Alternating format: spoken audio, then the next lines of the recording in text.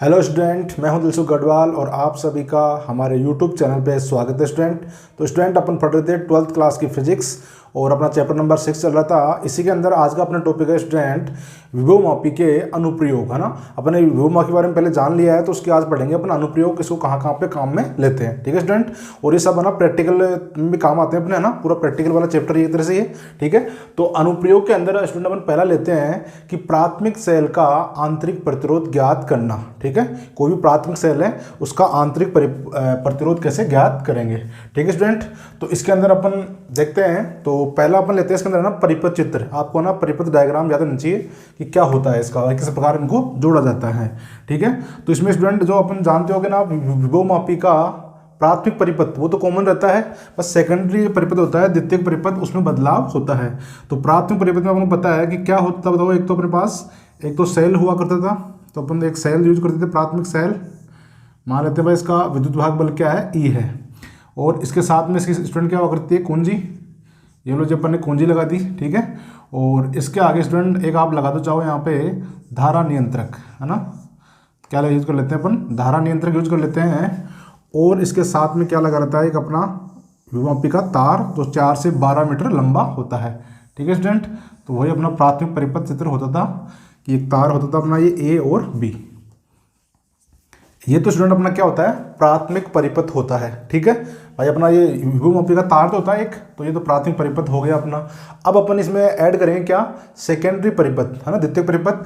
तो वो क्या करना है अपन को, क्या निकालना है यहाँ पे, प्राथमिक सेल का आंतरिक प्रतिरोध ज्ञात करना है अपन को। ठीक है स्टूडेंट, तो वो ज्ञात करने के लिए स्टूडेंट अपन क्या कर लेते हैं, यहाँ पे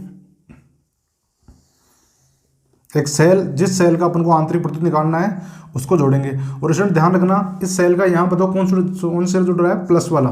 तो यहाँ पे अगर जो भी सेल जोड़ते हैं उसका यहाँ पे कौन सेल जुड़ेगा, प्लस वाला सिरा ही जुड़ेगा स्टूडेंट। ठीक है, और इसके साथ में स्टूडेंट अपन एक यहाँ पे यूज कर लेते हैं प्रतिरोध बॉक्स। ये क्या यूज कर लेते हैं, प्रतिरोध बॉक्स, जिसके अंदर कोई प्रतिरोध लगा हुआ रहेगा, तो वो प्रतिरोध बॉक्स यूज कर लेते हैं। और इन दोनों को स्टूडेंट अपन यहाँ पे अपन जोड़ते हैं एक द्विमार्गी कुंजी के द्वारा। कैसे जोड़ते हैं स्टूडेंट, द्विमार्गी कुंजी के द्वारा जोड़ते हैं। और इससे आगे जुड़ा क्या रहता है स्टूडेंट, अपना धारामापी जुड़ा रहता है। और धारामापी से स्टूडेंट अपना यहाँ पे क्या जुड़ा रहेगा, अपना वायर जुड़ा रहेगा। ठीक है, यहाँ पे रहेगी सर्पी कुंजी। तो यहाँ पे दो कुंजी आ जाती है भाई, द्विमार्गी कुंजी है, यानी दो मार्ग उपलब्ध है इसमें।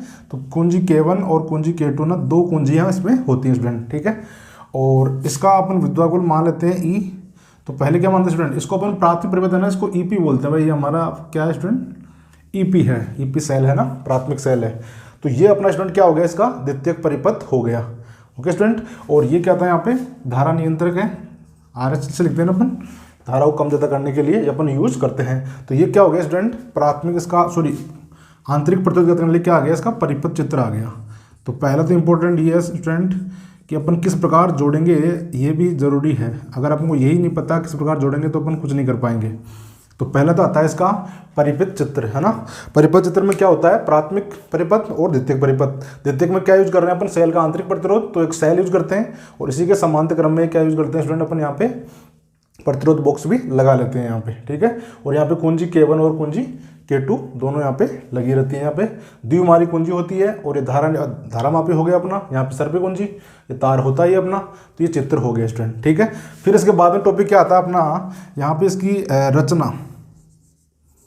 ठीक है भाई, परिपथ चित्र के अंदर अपने क्या क्या है, इसके अंदर क्या क्या अपन ने यूज किया है उसके बारे में अपन लिखते हैं स्टूडेंट। ठीक है, तो स्टूडेंट इसमें क्या क्या यूज किया है बताओ अपन ने यहाँ पे। तो अपन यहाँ बोलेंगे जो हमारा प्राथमिक परिपथ है, प्राथमिक परिपथ में तो क्या होते हैं बताओ, प्राथमिक परिपथ में एक सेल कौन सा है बताओ, ईपी सेल मान लिया ना, एक सेल ईपी। और धारा नियंत्रक, क्या यूज किया अपन ने, धारा नियंत्रक। ठीक है जी, और अपना विभवमापी। तो प्राथमिक सेल में एक सेल व धारा नियंत्रक को, एक कुंजी भी यूज कर रहे हैं ना अपन, एक कुंजी भी लिख देते हैं ना, कुंजी को विभवमापी से जोड़कर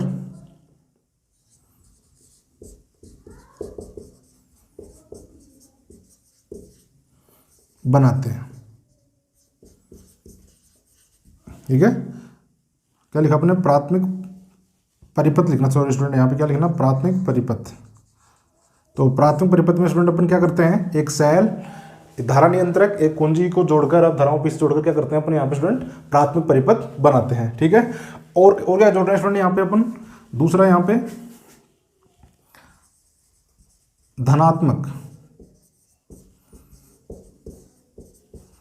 धनात्मक सिरे पर क्या यूज करते हैं अपन, एक सेल, और वो कौन सा सेल होगा, जिसका आंतरिक प्रतिरोध ज्ञात करना है अपन को, जिसका आंतरिक प्रतिरोध ज्ञात करना है। धनात्मक सिरे पर जो एक सेल जिसका आंतरिक प्रतिरोध ज्ञात करना है कि धनात्मक सिरे से जोड़ते हैं।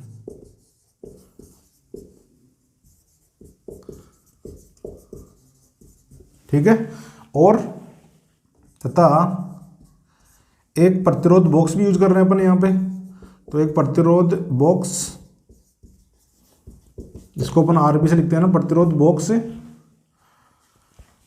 तथा एक प्रतिरोध बॉक्स को भी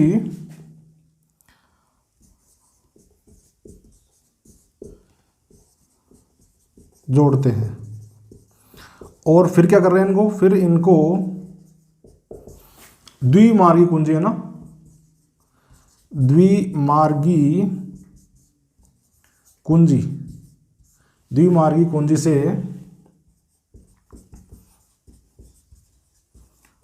जोड़ते हैं। और द्विमार्गी कुंजी से कौन जुड़ा रहता है, धारामापी है ना। और मैं इधर लिख देता हूं, चलो इधर जो अपनी द्विमार्गी कुंजी है, द्विमार्गी कुंजी धारामापी से जुड़ी रहती है, धारामापी से जुड़ी होती है। और धारामापी के सिरे पे क्या लगाती है स्टूडेंट, यहाँ पे सर्पी कुंजी है ना। और धारामापी के जो दूसरा सिरा है, ठीक है ना, कि दूसरे सिरे पर सर्पी कुंजी जुड़ी होती है।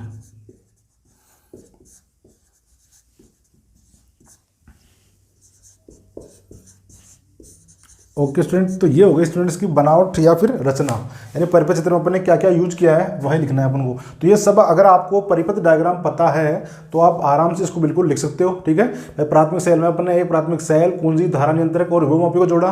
और द्वितीयक परिपथ के अंदर क्या जोड़ दिया अपन ने, एक सेल जिसका आंतरिक प्रतिरोध ज्ञात करना है, और एक प्रतिरोध बॉक्स, इनको जोड़ा अपन ने धनात्मक सिरे से।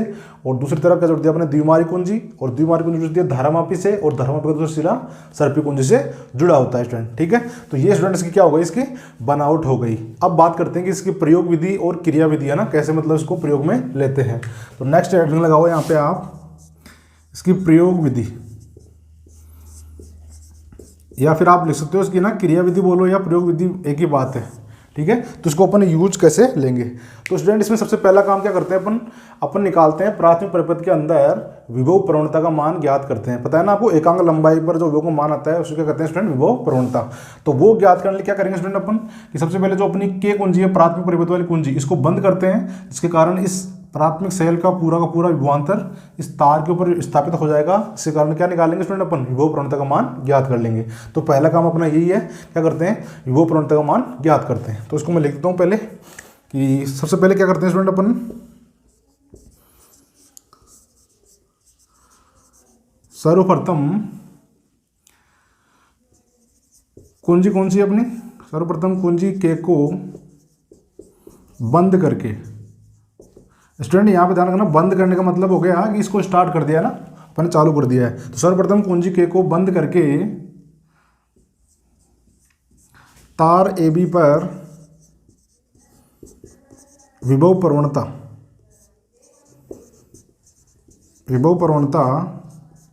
इसको भी कैसे लिखते हैं ना स्टूडेंट अपन, छोटे वाले केस से, विभव प्रवणता के ज्ञात करते हैं अपन। क्या करते हैं अपन, सबसे पहले विभव प्रवणता ज्ञात करते हैं। ये पहला काम हो गया अपने। सेकंड क्या करते हैं स्टूडेंट इसके अंदर, दूसरा काम क्या करते हैं, अब अपन को इस सेल का आंतरिक प्रतिरोध निकालना है ना, तो अब अपन क्या करते हैं, इसको तो बंद ही रखते हैं, अब आगे क्या करते हैं कि जो इसमें जो अपना सेल से जुड़ी हुई कुंजी इधर K1 को तो बंद करते हैं। बंद करने का मतलब इसको स्टार्ट कर दिया अपन इधर, और इस जो प्रतिरोध बॉक्स वाली कुंजी K2 इसका रखते हैं खुला, रखते हैं, इसको नहीं जोड़ते अपन। तो इसको जोड़ बंद करते हैं केवल, और K2 को खुला रखते हैं, और फिर धारामापी से जो अपनी सर्पेज कुंजी है इसको इसके ऊपर दाएं बाएं खिसका कर संतुलित लंबाई निकालते हैं। संतुलित लंबाई का मतलब धारामापी में शून्य विक्षेप आ जाए, धारामापी क्या आ जाए, शून्य विक्षेप आ जाए। ठीक है, तो वो वाली स्थिति अपन ज्ञात करने की कोशिश यहाँ पे करते हैं पहले वाले केस के अंदर। तो यहाँ सबसे पहले क्या करते हैं स्टूडेंट, अपन यहाँ पे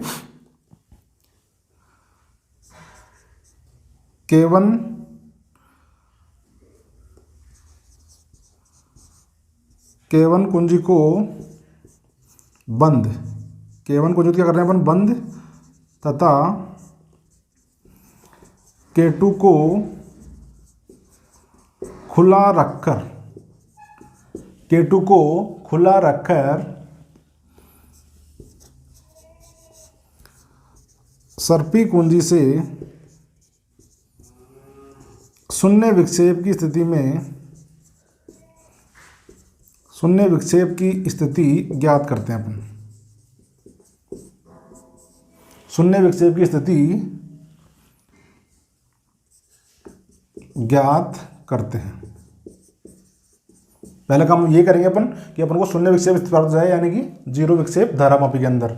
और अपन मान लेते हैं कि वो लंबाई कितनी आ रही है स्टूडेंट, माना जो लंबाई कितनी आ रही है, L1 आ रही है। इस वाले केस में जो लंबाई कितनी आ रही है, L1 आ रही है। तो मान लेते हैं भाई ये अपना जो धारामापी लगा रहा था, और इसी पॉइंट पे है ना संतुलित लंबाई आ गई, अपन को शून्य विक्षेप आ गया, और जो यहाँ से लेकर यहाँ तक स्टूडेंट जो लंबाई है वो कितनी है, L1 लंबाई है। यहाँ तक लेंथ कितनी है स्टूडेंट, L1 लेंथ आ रही है। कब, जब केवल अपने सेल को जोड़ा है ना, इस बाह्य प्रतिरोध यानी प्रतिरोध बॉक्स को नहीं जोड़ा है। इसका मतलब केवल ये सेल और साथ में क्या होगा, इसका आंतरिक प्रतिरोध होगा ना, केवल उन्हीं को जोड़ा है, इसको अपन ने बाह्य परिपथ में अभी तक नहीं जोड़ा है। तो इसका मतलब स्टूडेंट इस वाले केस में आपको पता है वो पे करते क्या, अपन जो भी सेल लगाते हैं उससे अपन क्या निकाल सकते हैं, इसका विद्युत भाग बल निकाल सकते हैं अपन। तो यहाँ से अपने पास इस लंबाई से भाई जो लंबाई आई है L1 और विभव प्रवणता इकाई की K दोनों गुणा कर दे क्या आएगा, विभवांतर आएगा, और वो किसके बराबर होगा, इस सेल के विद्युत भाग बल के बराबर होगा स्टूडेंट। ठीक है, क्योंकि इसमें बाह्य परिपथ नहीं है, इसका मतलब जो विद्युत भाग बल वही इसके बराबर हो जाएगा। पता है ना आपको ये बात। तो यानी अपने पास यहाँ पे आ जाएगा, अगर ये लंबाई L1 आ रही है स्टूडेंट, तो अपन अतः बोल सकते हैं कि जो इस सेल का जो विद्युत भाग बल है E1 स्टूडेंट, वो कितना आएगा, तो आप बोलोगे KL1, कितना आएगा, KL1 आएगा। क्यों आएगा, क्योंकि इकाई लंबाई पर अपन निकाल लिए थे, K विभवांतर है, और L1 लंबाई के लिए टोटल कितना जाएगा, KL1 आ जाएगा स्टूडेंट। ठीक है, तो इसको दे दो आप समीकरण नंबर फर्स्ट दे दो। अब सेकंड बात हो गई, अब थर्ड की बात करते हैं, थर्ड पॉइंट पे बात करते हैं अपन। अब की बार क्या करते हैं स्टूडेंट, ये तो लगा ही रहता है, अब की बार K2 को भी लगाते हैं, दोनों को साथ लगाते हैं ना, दोनों को बंद करते हैं एक साथ अपन।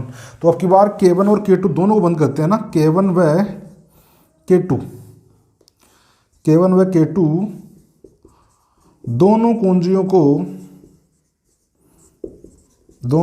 को बंद करके संतुलित लंबाई या फिर शून्य विक्षेप स्थिति ज्ञात करते हैं ना, शून्य विक्षेप की स्थिति, शून्य विक्षेप की स्थिति ज्ञात करते हैं, शून्य विक्षेप की स्थिति ज्ञात करते हैं। और मान लेते हैं कि इसकी जो माना अब की बार जो लंबाई आ रही है ना, संतुलित लंबाई आ रही है वो कितनी आ रही है, L2। अब की बार स्टूडेंट कितना आ रही है, L2 आ रही है। तो अब अपन ना इसको यहाँ पे तार को यूं बाएं दाएं बाएं खिसकाते हैं, यहाँ पे दोनों को लगा दिया। अब की बार प्रतिरोध बॉक्स भी लग गया इसके साथ में। इसका मतलब ये सेल अब किसमें हो गया, बाह्य परिपथ के साथ जुड़ गया ना, एक प्रतिरोध और जोड़ दिया अपन ने। ठीक है, और ध्यान रखना स्टूडेंट, इसमें ना अपन अपना प्रतिरोध जोड़ते हैं, कुछ उचित प्रतिरोध जो भी अपन को चाहिए वो प्रतिरोध यहाँ पे यूज कर लेते हैं अपन। तो ये जोड़कर जब अपन निकालते हैं तो मान लेते हैं कि जो अब की बार जो इसकी स्थिति आई स्टूडेंट, अब की बार जो स्थिति आई है वो यहाँ पे आ रही है, कहाँ पे आ रही है, यहाँ पे आ रही है। और अब की बार जो ये लंबाई है स्टूडेंट वो कितनी है, L2। अब की बार लंबाई कितनी प्राप्त हो रही है अपन को, L2 प्राप्त हो रही है। तो अब की बार जो स्टूडेंट जो K × L2 जो विभवांतर आएगा, क्या वो विद्युत भाग बल के बराबर होगा, क्या नहीं होगा, क्योंकि अब की बार इसके साथ में अपन ने प्रतिरोध और जोड़ दिया, बाह्य प्रतिरोध और जोड़ दिया स्टूडेंट अपन ने। तो बाह्य प्रतिरोध जोड़ने के कारण जो विभवांतर आता है स्टूडेंट उसको क्या बोलते हैं अपन, टर्मिनल वोल्टता बोलते हैं ना, टर्मिनल विभवांतर बोलते हैं। तो यानी अब की बार क्या आएगा, टर्मिनल विभवांतर आएगा स्टूडेंट, है ना। तो यानी अब की बार अपना V = कितना आएगा, KL2 आएगा। और स्टूडेंट ये क्या होगा, यहाँ पे ये टर्मिनल विभवांतर आएगी इसकी, टर्मिनल वोल्टता या फिर टर्मिनल विभवांतर आएगा V, और वो कितना आएगा स्टूडेंट, VKL2, कितना आएगा, VKL2 आ जाएगा। ठीक है, ये V का मान आ गया अपने पास। ओके स्टूडेंट, तो ये 3 चीज़ काम करना है आपको। पहला काम करना है कि K वाली कुंजी को बंद करके तार AB के सिरों पर विभवांतर मतलब विभव प्रवणता का मान ज्ञात करना है, तो ये ज्ञात कर लिया अपने K वाला। दूसरा काम करना है कि केवल इस सेल में, यानी सेल के लिए मतलब K1 को बंद और K2 को खुला रखते हुए धारा मापी के द्वारा शून्य विक्षेप की स्थिति ज्ञात करेंगे यहाँ पे, और उसकी लंबाई कितनी मान ली अपन ने, L1 लंबाई निकाल ली। फिर क्या कर दिया अपन ने, इसके साथ में अब की बार प्रतिरोध को भी जोड़ देते हैं, तो K1 और K2 को भी दोनों को बंद करके फिर अपन लंबाई निकालते हैं, तो वो स्टूडेंट कितने आ गई, L2 आ गई यहाँ पे। ठीक है, और वो कितने के बराबर होगा, अब की बार ये बराबर होगा टर्मिनल वोल्टता के बराबर होगा। ठीक है, तो ये मान आ जाएगा अपने पास। ठीक है, इसके अंदर ना प्रतिरोध बॉक्स होता क्या है, इसमें बहुत सारे प्रतिरोध होते हैं ना, तो इसमें से कोई भी एक प्रतिरोध अपन यूज कर लेते हैं ताकि अपन के पास क्या आ जाए, वो टर्मिनल वोल्टता का मान आ जाए। ठीक है स्टूडेंट, तो अब क्या करें, इसको मैं क्रियाविधि आ गई अपने पास। अब अपन को आंतरिक प्रतिरोध निकालना है, तो वो कैसे निकालेंगे, सेल समीकरण के द्वारा, क्योंकि अपने पास यहाँ पे E का मान है, V का मान है, तो स्टूडेंट अपन इसका मान निकाल सकते हैं, यहाँ से सेल समीकरण का मान निकाल सकते हैं।